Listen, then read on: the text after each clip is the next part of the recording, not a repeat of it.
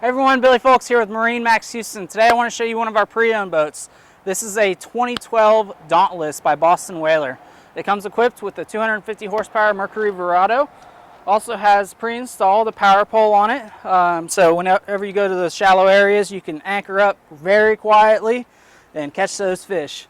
Next thing I want to point out to you guys is these seats. There's one in the stern and one in the bow. They're removable fishing seats. Also, we have a seat right under here.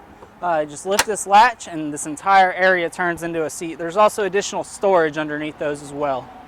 Coming up to the helm, we have this leaning post right here. You do have a step down below and electronic shift, very easy to shift in forward and reverse. And all your toggle switches are right at the reach of your hand. There's also a built-in Lowrance fish finder and a Clarion head unit.